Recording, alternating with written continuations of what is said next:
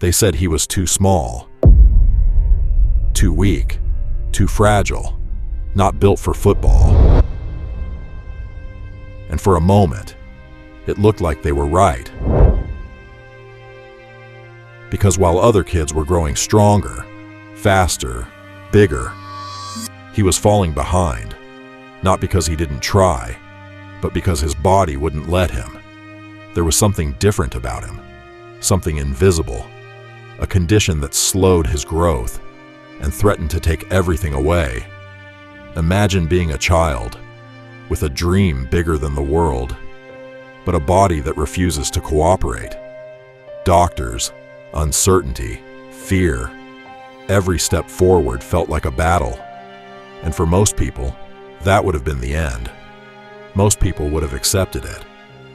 They would have said, maybe this isn't for me. Maybe the dream is too big. Maybe the world is right. But he didn't think like that. He couldn't. Because inside him, there was something stronger than doubt. A quiet belief. Not loud, not arrogant, just unbreakable. While others were playing, he was working. While others were relaxing, he stayed with the ball, hour after hour, day after day, not for attention, not for applause, just because he loved it, just because he believed. And slowly, something started to change. Not his height, not his physical strength, but something far more powerful. His skill, his control, his understanding of the game. While others relied on power, he built something different. Precision. Every touch, intentional. Every movement, calculated. Every decision, sharp. He turned limitation into focus, pain into discipline, doubt into fuel. And that's what separated him.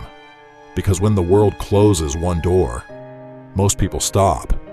But a few, they find another way. They adapt. They evolve. They become something different, something unexpected.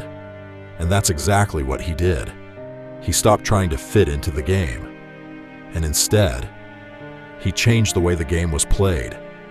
Low center of gravity, unmatched balance, close control that felt impossible. Defenders couldn't predict him, couldn't stop him, because he wasn't playing their game anymore. He created his own. And suddenly, the same thing that made him weak made him unstoppable. The same thing they doubted became his greatest weapon. That's the part people don't understand. Greatness doesn't come from having everything.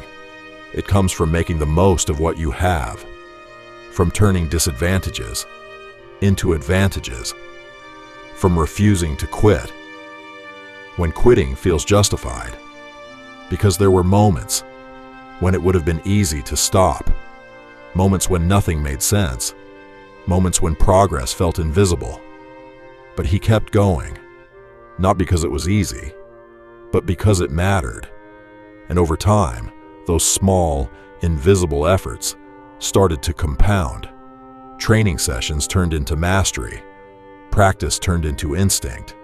Struggle turned into strength. And then, the world started to notice.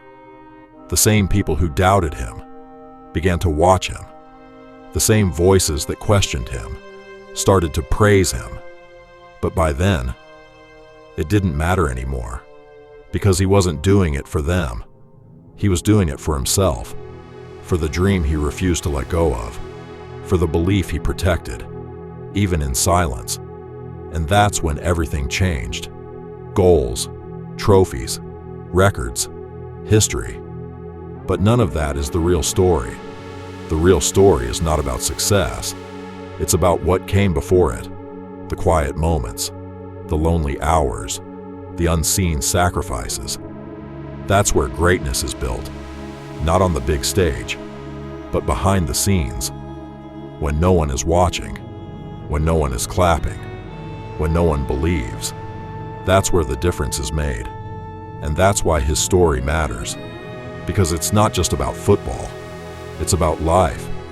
It's about every person who has ever been told, "You're not enough, not strong enough, not talented enough, not ready enough." It's about proving that those words don't define you. Your situation doesn't define you. Your limitations don't define you. What defines you is what you choose to do next. Do you stop, or do you adapt? Do you quit, or do you grow? Do you listen to the world, or do you trust yourself? Because sometimes, the thing that looks like a weakness is actually your greatest strength. Sometimes, being different is exactly what you need. And sometimes, the path that looks impossible is the one that leads to everything.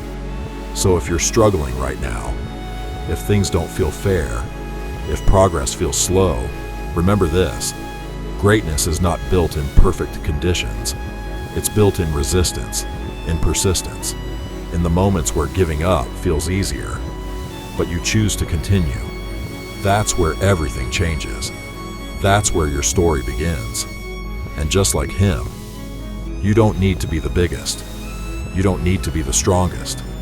You don't need perfect conditions. You just need one thing: consistency. Because in the end, it's not about where you start.